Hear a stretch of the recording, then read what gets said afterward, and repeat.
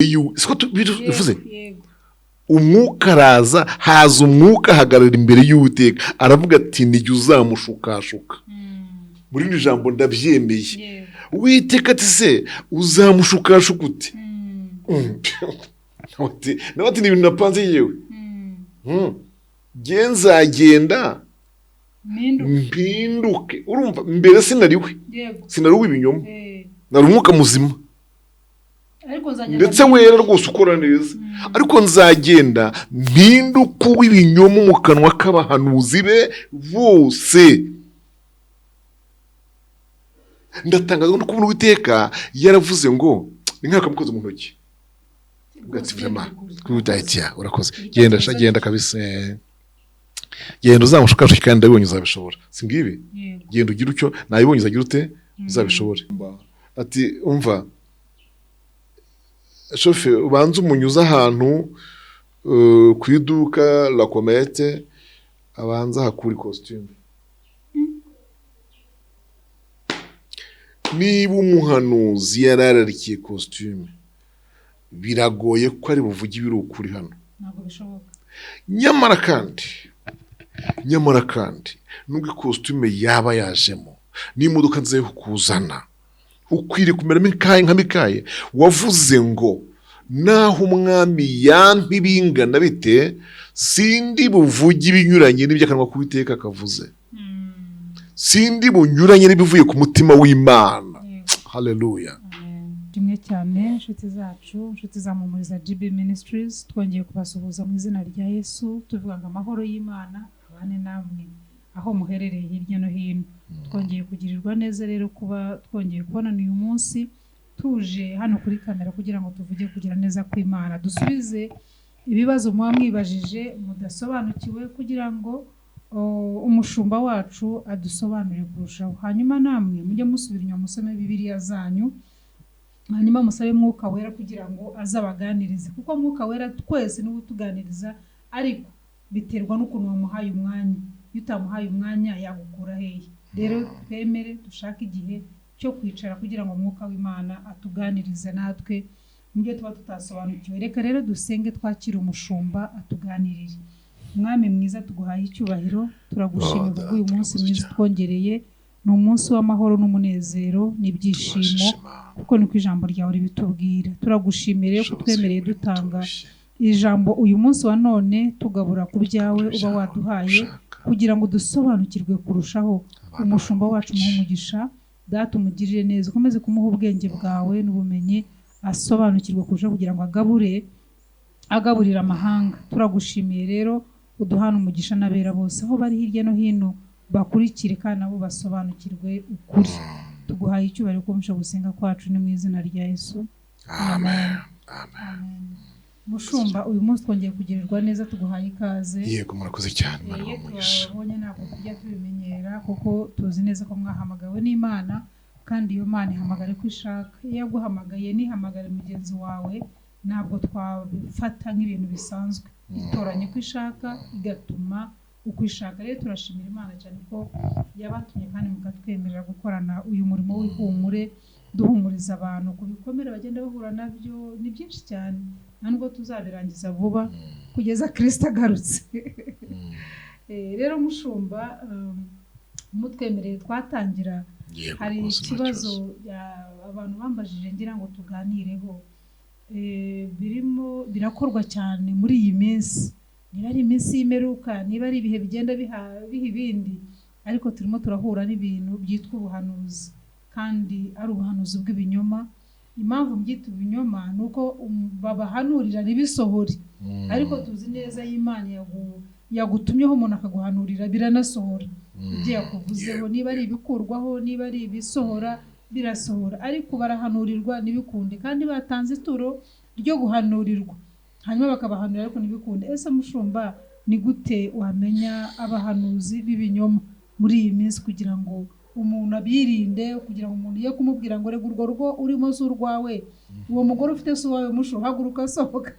Umugabo nawe so umugore bakamusohora mu rugo rwe, umwana bakamubwira baturiya ntabwo ari wo so ntabwo ari wo mama wawe sohoka agenda ubasige abo ni abahanuzi b'ibinyoma ni gute abana b'Imana babisobanukirwa murakoze akoze cyane hariho akantu uvuze urimo utangira kubaza kaje mu gutanga ituro yego kugira ngo babahanurire n'ibyo binyoma umuntu ntibisohore kandi umuntu yatanze iki yatanze ituro icyo kintu ni igikomere nacyo ubwacyo nabivuze kenshi niyo mpamvu bibujijwe kirazira kikaziririzwa rwose kwaka ituro utarahanurira umuntu kwaka ituro ibitabo byanasohora kabone nubwo byazanasohora ye ntibiguha uburenganzira bwo kwaka ituro ashwe ni ukuri ni bibi n'uyu mwuka w'ibinyoma buriya niho uturuka uraturuka kuri icyo kintu cyo kurarikira ibintu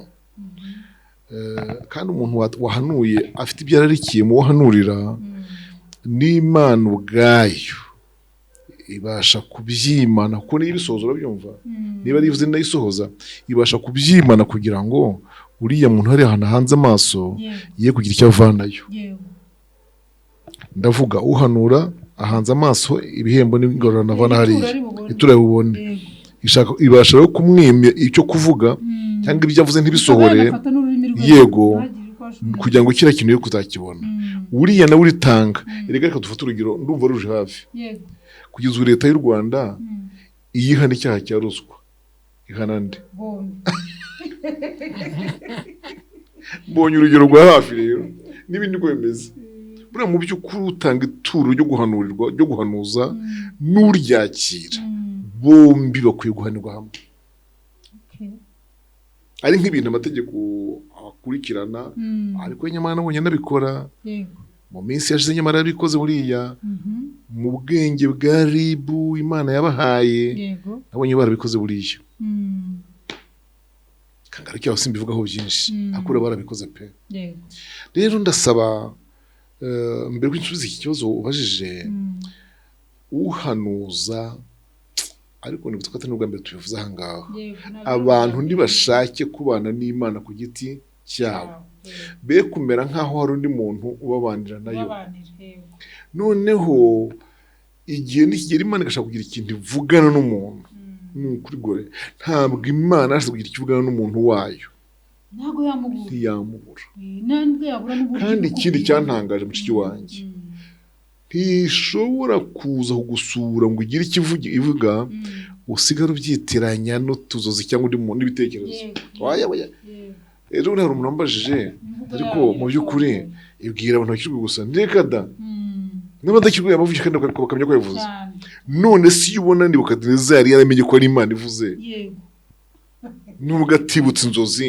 ariko yamenye ko ari Imana ivuze umuhungu we Berushaza se yaza ati byanga bikurikira ikiganza cyane cyariya n'icy'Uwiteka ni mu nshakira umuntu wayo baramuzana rero ntabwo Imana yabura uko isura umuntu wayo rwose maze icyo warubaje rero reka mbanze nanone mbuze abantu guhita babyita ko ari ibinyoma uwo mwanya n'uhanura agihanura ni ikosa buryo ni ikosa uti ni ikosa gute irya mbere nuko Paul yavuze ngo ntimugahinyure ibihanurwa mubyakire mugerageze byose mugundire ibyiza mwirinde igisa n'ikibi cyose ariko ntimukabihinyure mwibihinyura ni mubyumve mubicencure icya kabiri irya jambo rivuga ngo uhinyura umuhanuzi abahinyuye n'uwamutumye ariko ngo bakamwakira aba yakiriye n'uwamutumye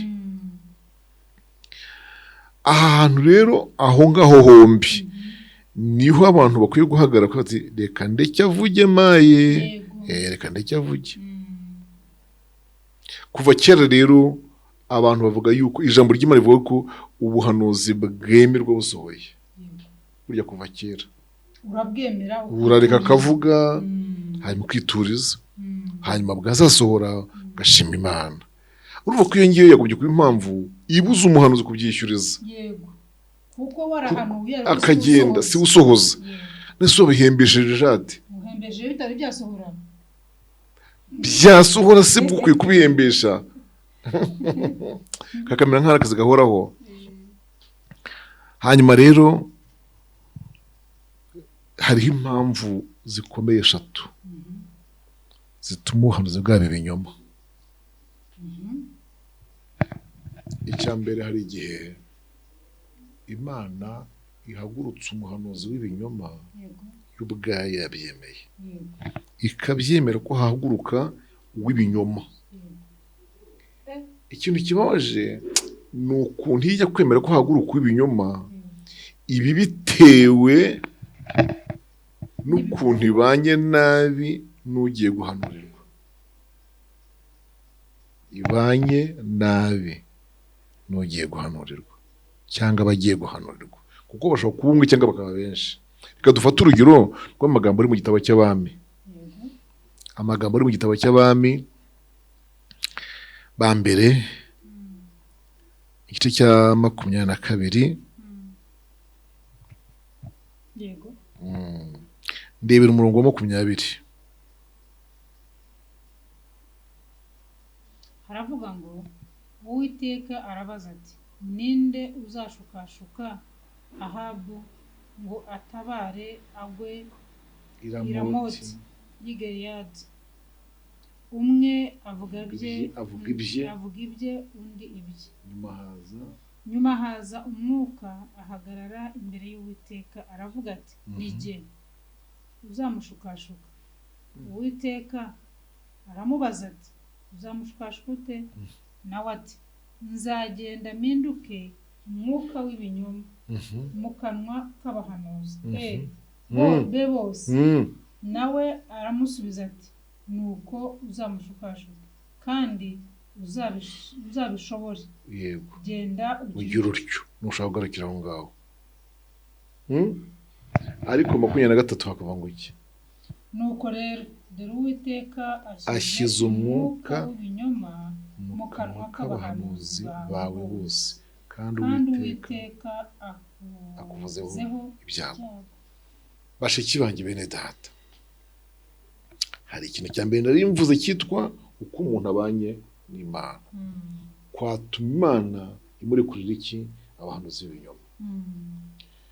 Ahabu se muvugaho byinshi, muzi ko ari umwami wabaye mubi, agusha ubwoko bw'Imana, arabayobya. Imana niwe uhanganye nande na Eliya. Icyo kirasobanutse, si gitindaho. None Uwiteka ashaka kumuhana. Ashatse kumuhana, inspiration yumva, amuhumekeramo ikintu cy'ubushake bwinshi bwo kugaba igitero i Ramoti y'i Gileyadi. Aho ko Uwiteka aragira ngo azagwayo. Urumva ako kantu? Noneho abahanuzi be bose uko ari 400 niwe yagiraga, bahuriza umutima ku buhanuzi buvuga ko azagenda agatabarukana amahoro, agatabarukana intsinzi. Tabarira Ramoti y'i Gileyadi, uzatabarukana iki? Intsinzi. Bose baramuhanura, bose babihurizaho. Naho kumva ko babihurizaho uko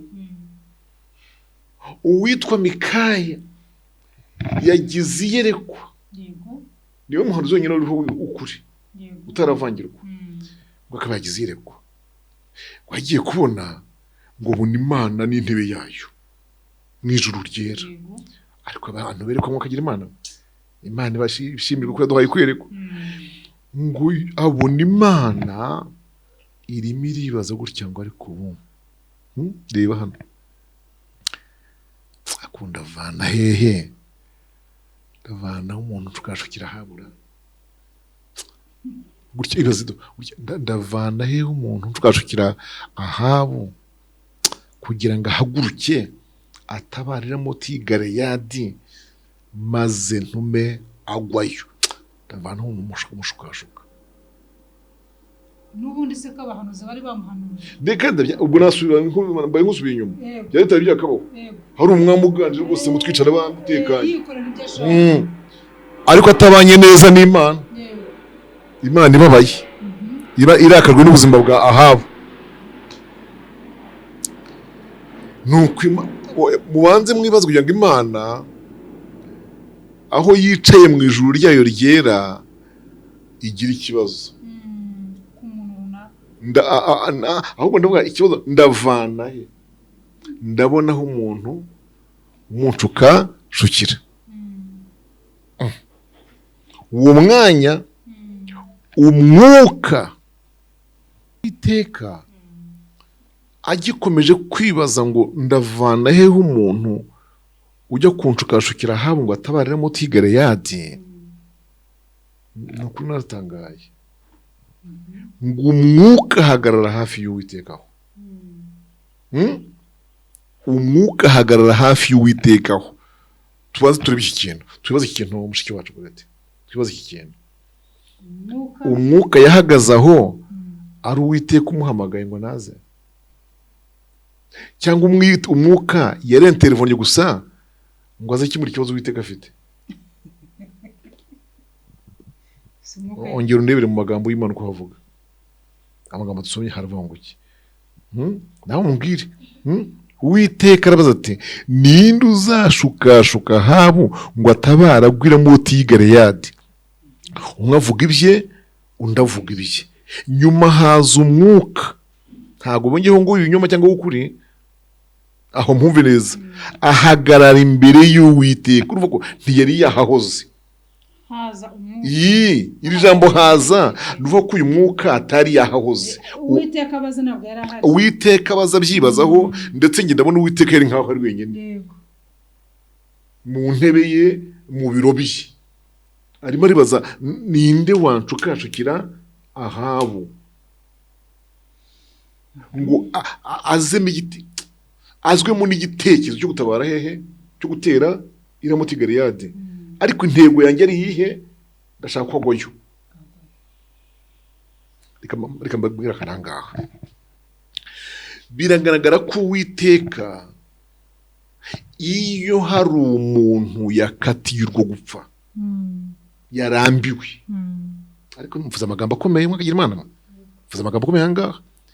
Iyo hari umunyabyaha warambiye Uwiteka, ntabwo Uwiteka ari buza muri iyo kuretere ngo aje kwica.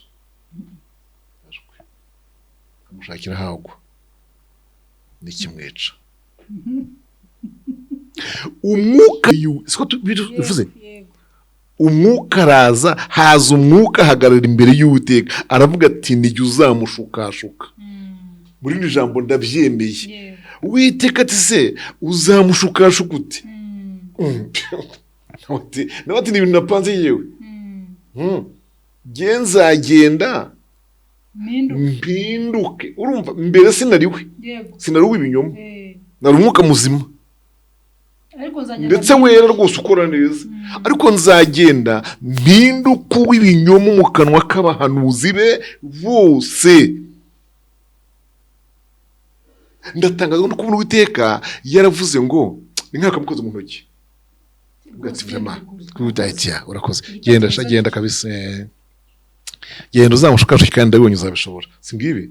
Genda ugira utyo, nabibonye uzagira ute? Uzabishobora. Genda ugira utyo. Genda ugira utyo uzabishobora. Cyo genda urakoze. Ahari mu gusubiza cya kibazo wumva ahangaha, ni ukuvuga ngo umuhanuzi w'ibinyoma icya mbere kizamukubwira nuko avuga ibinyuranye n'ibyo Uwiteka ashaka ku muntu. Kugira ngo ubimenye rero bisaba ngo ubuze ibyo Uwiteka gushakaho, kandi kubimenya ni uko ugomba kuba ubanye n'Imana kuruta uko umuhanuzi guhanurira abanye nayo. Icyo bivuze nta kindi, ko ari uko Imana ubwayo ishuka umuntu nk'uyu nguyu utabanye neza nayo, wayibereye mubi, wayibereye ikirumbo. Uburyo bwa kabiri, impamvu ya kabiri niyo kuba uhanurirwa akunda, amenyereye, yamenyereje abantu kubaho ibihembo, indamu. Uyu muntu yamenyereje abantu kubaho ibintu byanga bikunda, azakira ibinyoma byinshi. kuko ushonje wese n'uwayirarikiye amafaranga n'ufite ikibazo ashaka gukemura niho azaza. Murabyumvise ahangaha?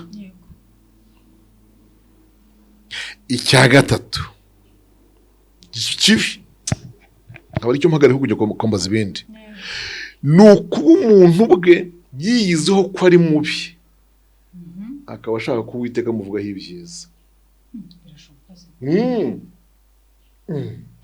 uwo muntu yaba ari umujura akifuza ko Uwiteka amubwira ngo ugiye gutuma utunganirwa cyane. None se umuntu mu rugo iwe ni umusambanyi, arasambanya abakozi bo mu rugo, arasambanya abashyitsi, araca ibintu hirya no hino, ariko yakumva umushyitsi w'umuhanuzi akamwohereza imodoka imuzana ngo arare mu rugo aha, barari basenga uwo muhanuzi ntashobora gupima. Reka nkubwire, abatanga ibiguzi nabo maze kubona ko babizi ko ibiguzi byica. Ashobora no kubivuga abyigamba ati umva shofe ubanza umunyuza ahantu ku iduka la Comete abanza hakuri costume. Niba umuhanuzi yarararikiye costume biragoye ko ari buvuge ibiri ukuri hano. Ntabwo bishoboka. Nyamara kandi nubwo costume yaba yajemo n'imodoka nziza yo kuzana, ukwiriye kumeramo nka Mikaye wavuze ngo naho umwami yampa ibingana bite sindi buvuge ibinyuranye n'iby'akanwa k'Uwiteka akavuze, sindi bunyuranye n'ibivuye ku mutima w'Imana. Haleluya. Imana bamera umugisha. Nguko bahanuzi ibinyoma bariho, baragwiriye, baragenda baba benshi, kandi Yesu yarabivuze muri Matayo 24. Abantu tuhasome twumve Matayo 24. 24 duhere ku murongo wa 4. Yesu arabasubiza ati mwirinde hatagira umuntu ubayobya, kuko benshi bazaza biyita izina ryanjye bati ni njye Kristo, bazayobya benshi. Muzumva iby'intambara n'impuha z'intambara. Mwirinde mudahagarika imitima, kuko bitazabura kubaho, ariko imperuka izaba itaraza. Ishyanga rizatera irindi shyanga, n'ubwami buzatera ubundi bwami. Hazabaho inzara n'ibishyitsi hamwe na hamwe, ariko ibyo byose bizaba ari itangiriro ryo kuramuka. Yego, ariko iyo mirongo dushaka tuyirenge tugire ku wa 11. N'abahanuzi benshi b'ibinyoma bazaduka bayobye benshi, maze kuko ubugome buzagwira urukundo rwa benshi ruzakonja. Tuvuge kuri iri jambo rero, maze n'abahanuzi benshi b'ibinyoma bazaduka bayobye benshi. Utangira kumbaza kino kibazo, hari ijambo wavuze ngo niba ari uko ngo bihuye n'iminsi y'imperuka. Hari igihe narimo nigisha hano tuvuga iby'iminsi y'imperuka, mbabwira igihe iminsi y'imperuka yatangiriye. Yego, mu by'ukuri ntabwo iminsi y'imperuka itangiranye nanjye, ntinatangiranye nawe, ntinatangiranye n'itorero runaka muyumubona. Ajwi minsi y'imperuka yatangiranye na Kristo umunsi aza. Niyo mpamvu mubona hari ibimenyetso by'iminsi y'imperuka Kristo ubwe yatangaje. Abahanuzi b'ibinyoma bazaduka, intambara n'impuha zazo, sibyo? Ariko ubu Yesu avuga aya magambo, hari ikibazo cyari muri Haiti, hari icyari muri Sudani y'epfo n'iya ruguru, hari ikibazo cyari muri Israel, hari ikibazo cyari Bangi, hari ikibazo cyari Cabo Delgado. Donc ibi byose yabivuze icyo gihe, kandi nta kibazo kiriho mu by'intambara. Buriya ndabyibuka ko namenye ubwenge intambara ya Somalia ivugwa. Cyane namenye ubwenge ntangira amashuri abanza mwaka mbere intambara muri Somalia ivugwa. Ndayarangiza abanza ndakomeza mva havuga intambara muri Somalia kugeza ubwo si yacitse Eritrea kugeza ubwo Eritrea iyo muyijyaho urabyumva n'ubu ngubu zacyavugwa. Bivuga iki rero? Bivuga ngo ibimenyetso by'imperuka Yesu yavuze bidusohoreyeho. None tujye muri Petero biri ko wenda mba umwanya kugira ibintu maza cyangwa dusoza muri Petero wa kabiri igice cya kabiri umurongo wa kabiri. Ingeso zabo tukirwa gatoya wa mbere ariko nkuko harimo past ariko nkuko hariho abahanuzi b'ibinyoma badutse mu bwoko bwa Israeli niko no muri mwe hazabaho abigisha b'ibinyoma bazazana guhereranwa inyigisho zirimo ibice zitera kurimbuka ndetse bazihakana na shebuja wabacunguye bizanire kurimbuka gutebutse. Ingeso zabo z'isoni nke benshi bazazikurikiza batukishe inzira y'ukuri kandi irari ryabo rizabatera gushaka indamu. Kuri mwe bababwiye amagambo y'amahimbano ariko iteka baciriweho uhereye kera yego no kurimbuka kwabo ntiguhunikira. Urakoze cyane. Ubu aya magambo Petero yanditse aya uyahuje n'ariya Yesu yavuze wasanga icyo Petero reka vuge ngo icyo Petero arushije Yesu nuko waturukije kera mu gihe cy'Abisiraheli. Aragira ati ariko nkuko hariho abahanuzi b'ibinyoma mu Bisiraheli niko no muri mwe bazazamo. Petero nk'umushumba gishyizemo kandi se koko mu Bisiraheli ntibabayemo b'ibinyoma babayemo bahimba ubuhanuzi babayemo babeshya barimo uwo musaza wabeshya umwana waturutse Buyuda babayemo rero. Icyo nabonye mpora mvuga nzakomeza no kukivuga usanga buri muhanuzi w'ibinyoma dusanga mu Bisiraheli ba kera no mu ngubu arazira gusa ko hari akantu k'ikiguzi yakiriye nta kindi kibica. Uyu musaza wayebeje umwana w'umuhanuzi waturutse Buyuda ngo yamaze kugera ipfiriya nyine cyangwa ruguru nako nabyita Samariya ahanura umugabo witwa Yerobowamu ngo kubera ibintu Yerobowamu yamuhaga by'impano aragenda ahinduka nk'umutoni wa Yerobowamu aba umutoni w'umwami maze umwami nawe aramutonesha uko bazanye jus ivuye ku ifamu akoherezayo, uko bazanye inshyushyu ivuye mu nka yoherezayo, uko babazaho ikintu cy'ikimasa kibi badashaka ko kizabyara mu nka ukuguru kose n'ibyakokweza ibintu ngo rigenda biramwica biramwangiza kugeza ubwo adashaka umuntu hanurira umwami ikintu kibi.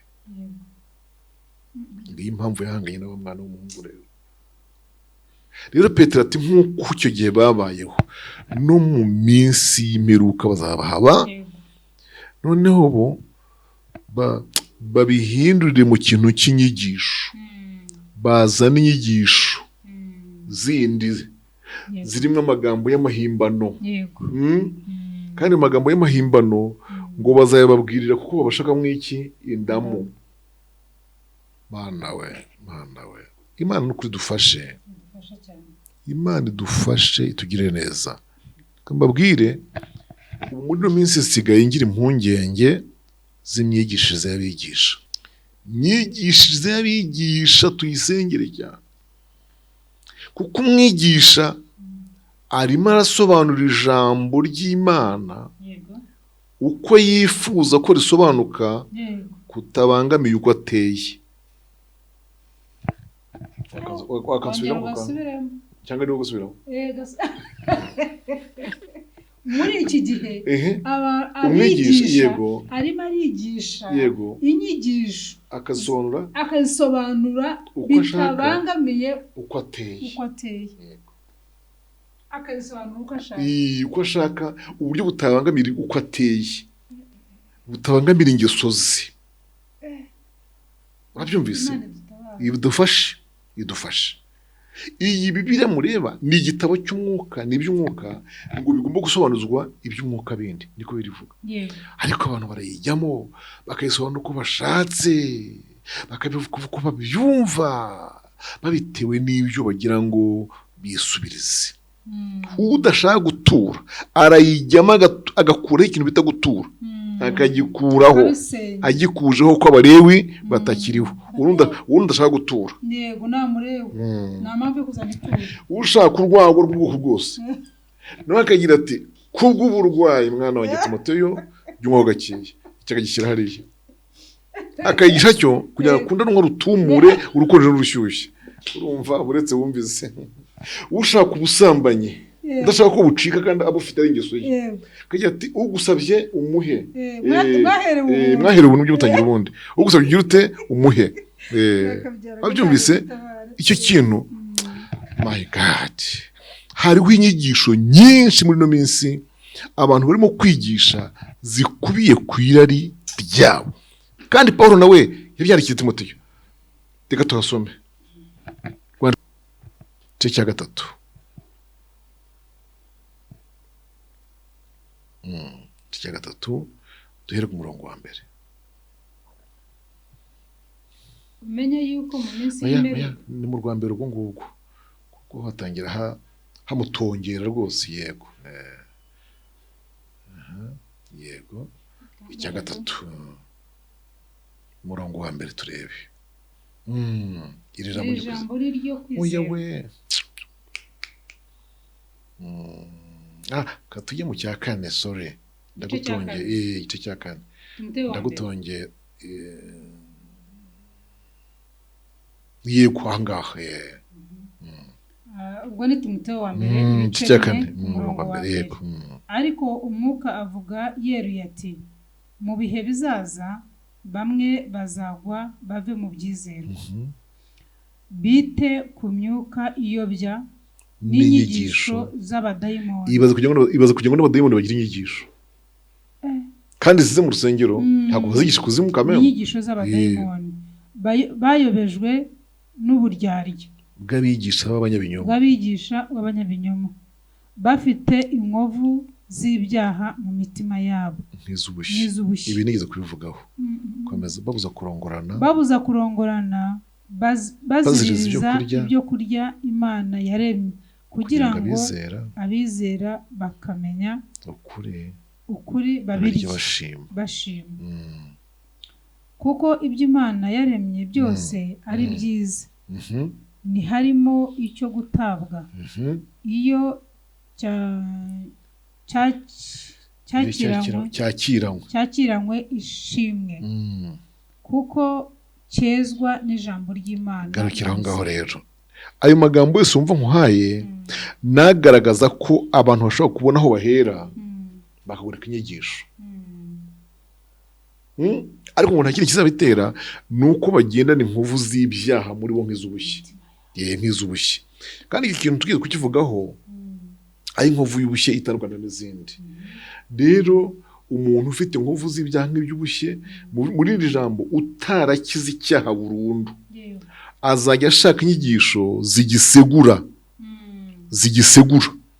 kugira ngo bimworohere kuzitanga kandi ubwo aticira urubanza.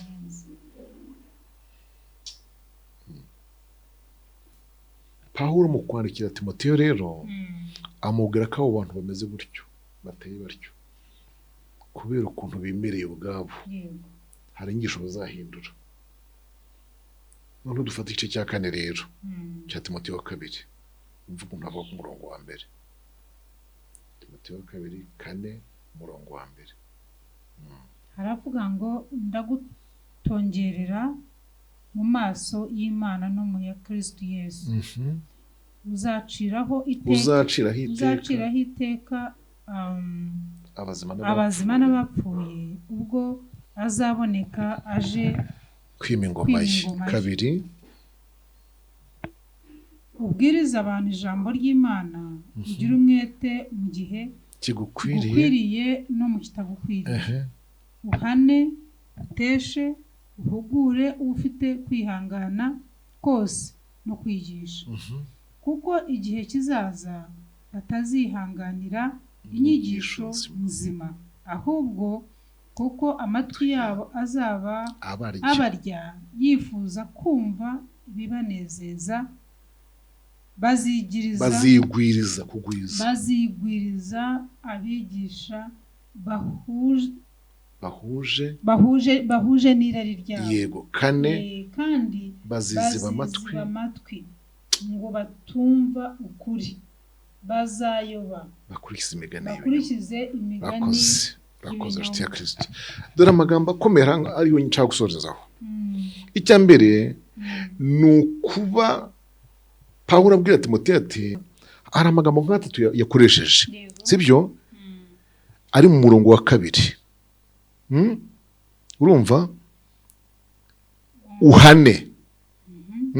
Donc ubwiza ijambo ry'Imana, ugira umwete mu gihe kigukwiriye no mu kitagukwiriye, uhane, uteshe, uhugure. Yego. Urumva uhane. Harimo guhana rero. Uteshe. Gutesha hajyana nigize nkubwira cyacyo. Gutesha ni ukwambura agaca umushwe. Ni ukwambura impyisi intama. Icyari kigiye kakigaruza. Uteshe. Yego kamukimwambura. Unahugure rero. Si ukubigenda. Ibi ntibabivuga. Ntibavuga gutya, ntibagira gutya. Ko no guhugura. Ndashaka kubabwira impamvu yamubwiye ngo ufite kwihangana kose no kwigisha. Yego. Nuko yamusabaga gukora ibintu bitoroshye kubikorera kuri iyo field, kuri iyo terrain. Yego. Kuko ibyo wigisha ubwabyo biragusaba kwihangana. Yego. Ariko uzi kugira ngo ube wigisha, urabyumva? Utaha amara amasutahe n'amaguru. Yego. Undi yahagurutse bamubwiye ngo mwohereze jipe, ariko avuze nako atahanye umugusiro umuba wa envelope iremereye wowe ugenderaho. Uzi kugira ngo uvugire ukuri mu binyoma byinshi, ariko nimurebe byonyine Mikayi ukuntu byamugendeye, murebe iki yakubizwe. Avuze ukuri mu bahanuzi bangahe 100 n'ibinyoma. Ntabwo byari byoroshye. Rero Pawulo agira ati ibyo byose uzabikora ufite kwihangana kose no kwigisha. Ati uko igihe kizaza ntibazihangana inyigisho nk'izo nzima, amatwi yabaza barya bashaka kwiyumvira izo bararikiye, ndetse bizabatera kwishakira abigisha bahuje n'irari ryabo. Ubwo nicyo kiriho. Impamvu uzabona hari abigisha bakenerwa ahantu, hakaba n'abandi batahajya. Nuko hari ibyo bifuza muri uwo. Donc hariho ba Timoteyo. Yego. Bari mu gukorera mu gihe kigoye, hari ibyo bifuza muri uriya mwigisha. Barashaka ko agenda akabahanurira homa, benzi, visa, ibintu byose. Hanura ubukwe no gushyingirwa, agahanura kubyibuha no kubyibushya umwana n'umugore byose, agahanura kwiga no kurangiza na graduation.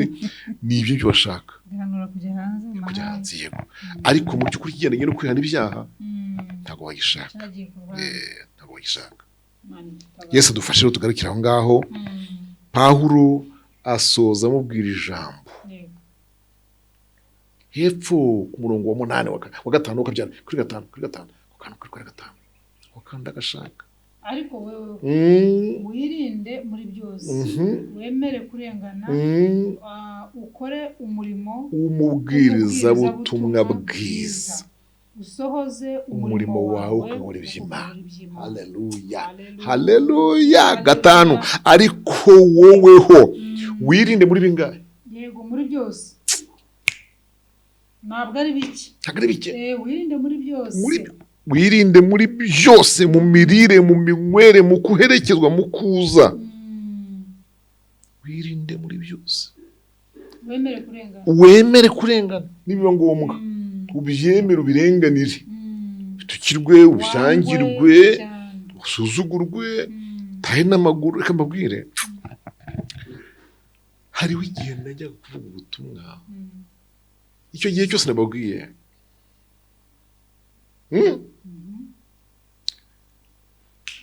nabanje kuba ahitwa Ifumbwe hejuru ya Nyagasambu, mba mu Gatsata ahangaha hino yo ku Bigega, ndahava njya mu Kabagari, mpava njya Gacuriro, ahantu hose nabaye harenga 16. Nashoboraga kuva mu rugo isaa 9 za mu gitondo kugira ngo nzi yego nyine kugira ngo nzi gutera iteraniro rya saa 3. Fata saa 9 kugira saa 3 zo mu gitondo amateraniro aba amasaha 6. Ubwo na 3 yo kuzuza saa 12 na 3 yo kugera ku iteraniro. Aya 6 nkaba nayabaze. Ayo maguru narayagenjeje y'amasaha 6. Nagenze z'umunsi wose. Umunsi. Jewe hari igihe navuye mu Gatenga mu gitaramo cya Noheli. Niho nari nyoboye icyo gihe. Nahavuye turangije igitaramo cya Noheli, ngeri batsinda mu rukerera. Saa 11 za mu gitondo. Nava mu Gatenga utayibatsa n'amaguru. Cyumve. Ngeri rero mu rukerera, hanyuma noga mu maso, mpindura kenda, ngaruka mu Gatenga mu iteraniro ry'umunani. Byose n'amaki n'amaguru. Niyo mpamvu ijambo ry'Imana mu gusaba Timoteyo kubikora yihanga. Kandi simvuze yuko kugira déplacement ari bibi, ariko mu gihe itari yabahoze. Hanyuma ngo ndinde guhanura ibinyoma ngo nkunde nyibone. Anshaka kumwumviza imbaraga zibikora. Ni gute nagira gumpanura ibinyoma ngo hakunde habone icyo yimpa? Bien sûr, niba habone kuyimpa kandi nanjye nahanuye ibinyoma, iyo operation yo mbere ahurira kwa Satani nta juru yirimo. Operation guhanura ibinyoma kandi nkahita mbona ugira ute umpa déplacement. Harano bihora bigenda bikunda hatari mu ijuru. Yesu adufashe cyane. Amen. Wehoho ukomeze uyu murimo wo kuvuga ubutumwa, wemere kurengana, wirinde. Uyu murimo w'umubwiza ubutumwa bwiza ukore, usohoze umurimo wawe ukabona iby'Imana. Nicyo nasorezaho. Imana baganisha. Imana idushoboze. Imana bashoboze cyane. Musho ntago byoroshye. Naringiye kuvuga mu kanya, ubutaha tuzagaruka utubwire izo mbaraga aho umuntu azikura. Hariya ntabwo twabikoze harya. Ndimo kwibaza kuva mu Gatenga. Yego. Ugataha hehe? Ibatsinda aho hafi. Ugataha Batsinda. Aho. Ukabyuka saa 9 za nijoro. Agenda ugiye mu ivuga butumwa. Nabyuka Gacuriro. Muri iyi minsi dufite amahoro. Nabyuka Gacuriro hariya muri hari Vision City. Yego. Siko tuhita. Ngiye kuvuga ubutumwa i Karama ya mu Kigali.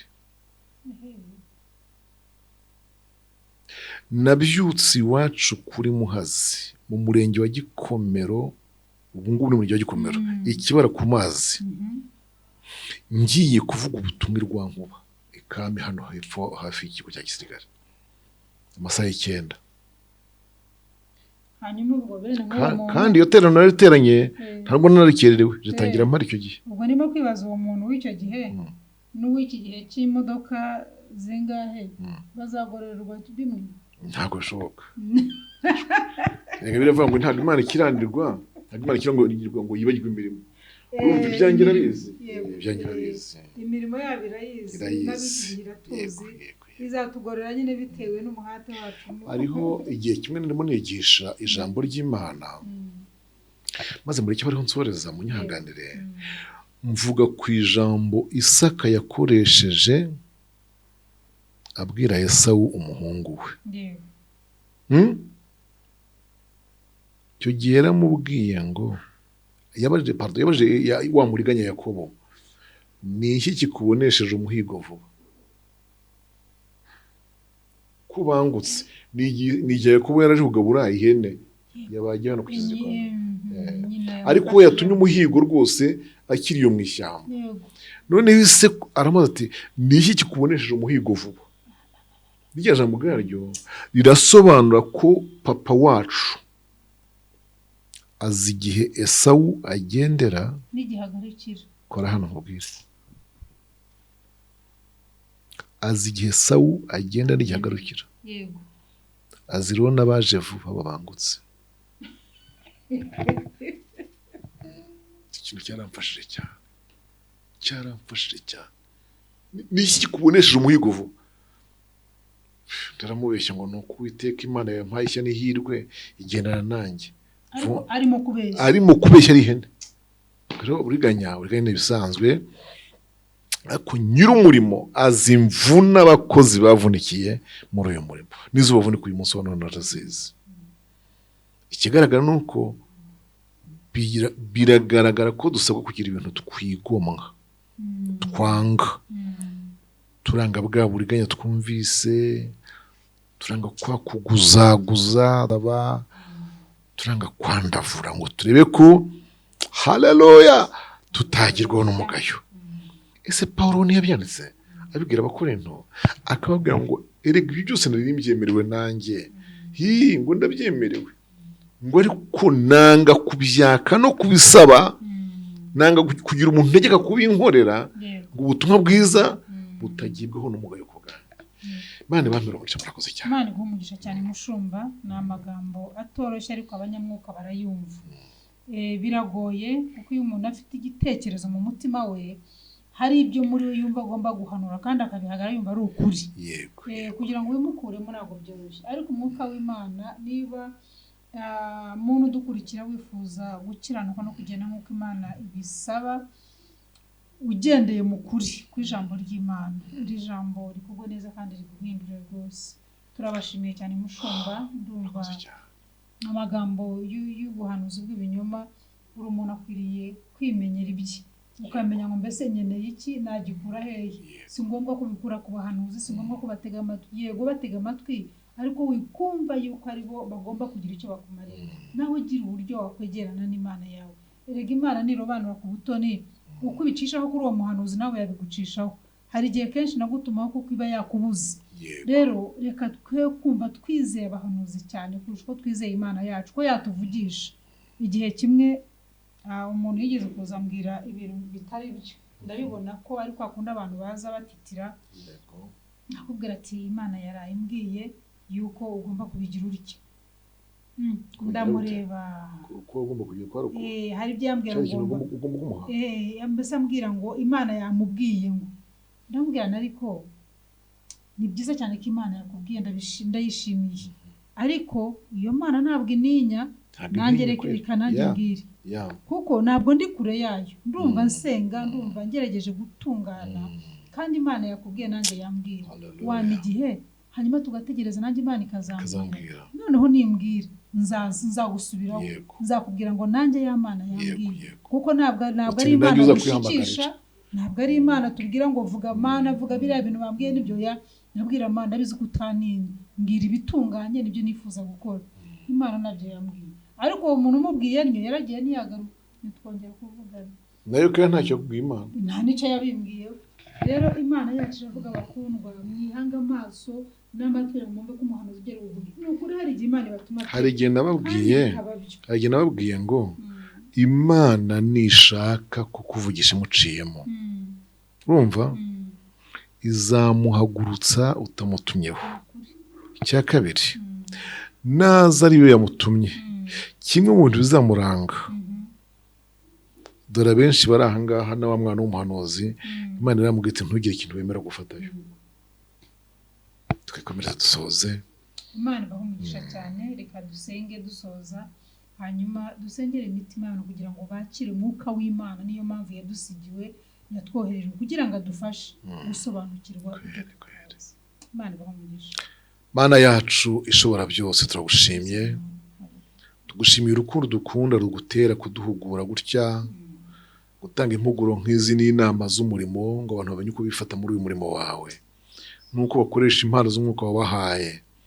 Turasenze ngo uherekeze izi nyigisho n'izi mpuguro n'iki kiganiro kugira ngo ubwoko bwawe bamenye uko bitwara, kandi ndakwingize ngo mu gihe twe ducecetse umwuka wera ajya akomeza asobanurira abana bawe bikwiriye. Urakoze ngaho duha umugisha mu izina rya Kristo Yesu umwami wacu, amen, amen.